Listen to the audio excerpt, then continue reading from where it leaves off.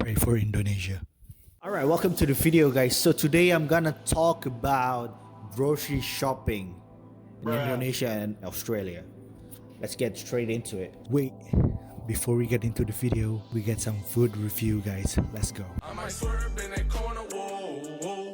Lamington. I got the Woolies brand because I'm kind of broke. But anyway, if you guys don't know what Lamington is, it's basically Australians cuisine, and it's just a sponge cake covered in chocolate with some coconut shavings, which is pretty good, I'm gonna say.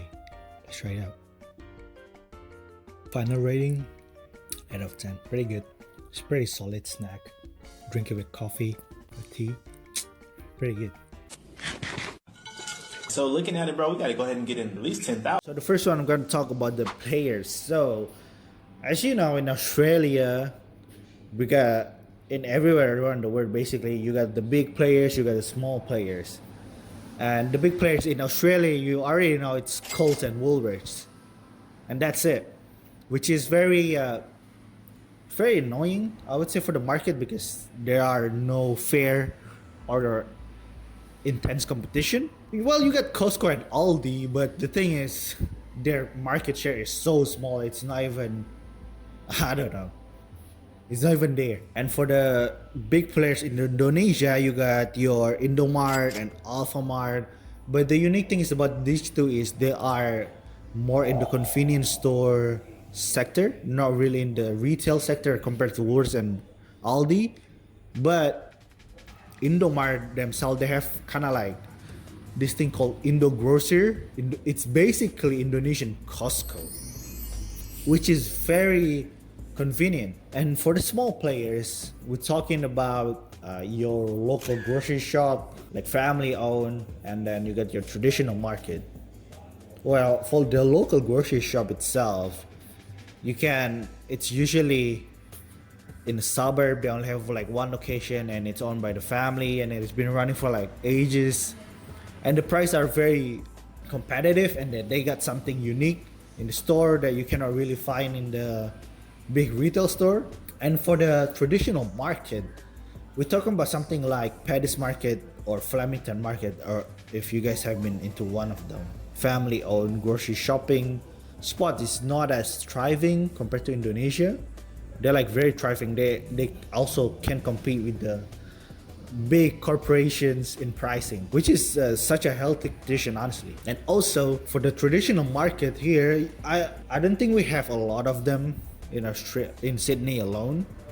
The only main one that I know is like the Paddy's Market, one in Haymarket, and then one in Flemington Market. Maybe there's another one that's really far out, which is like, if you live in the city, you're not gonna go there. You go where it's like convenient and close to you.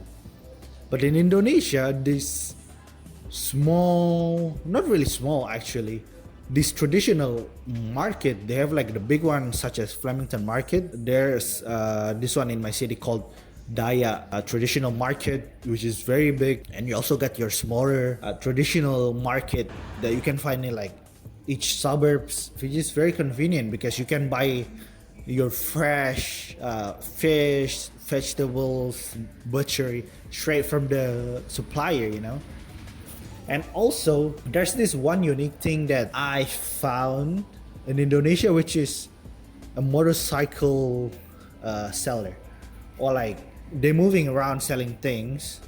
They usually sells like vegetables or fishes, and they commute in motorcycles, and they go into each suburbs, which is very convenient because if you cannot go out to the market and everything, they come to you and then you just give your money. All right. So next one, I'm going to talk about the experience. So the shopping experience in Indonesia compared to Australia is I would say it's pretty big. The one thing that makes me really miss shopping back home is the convenience. Everything is very close. I don't even have to drive, but some people, some reason, Indonesians love to drive the motorcycle even to the closest, like something next to their house. And also it feels like very welcoming. That's what I can say. Very welcoming and convenient. And then a lot of the stores that you can find next to you is like they got all of your stuff, because the convenience store they don't only like sell sweets and sodas and smokes like cigarettes. They also sell you like your daily needs, where you get your rice, eggs, oils, and everything. And Australia, I would say the shopping culture is very corporate. It's not very welcoming, I would say, and it's uh, it's very unsettling every time I go shopping in Coles and Woolworths for some reason. I don't know why. But and the pricing is like it's not competitive at all because essentially they're the one that controlling the market.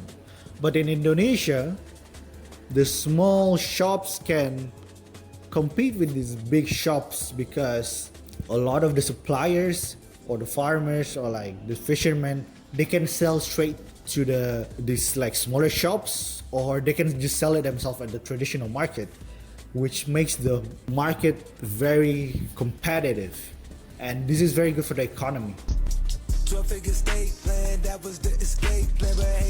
In conclusion, small things such as grocery shopping can actually have a very big differences from culture to culture. In Indonesia, we prioritize convenience and that community because these two things makes the economy goes better and then makes our community stronger. And in Australia, it's more structured, but it discourage competition, which is the things that really need in Australia, a fair market share, because eventually it's not gonna end that good for our market. It's gonna be very detrimental to our economy. Thank you for watching my video, guys. I hope you got a lot of this video, and I'll see you soon.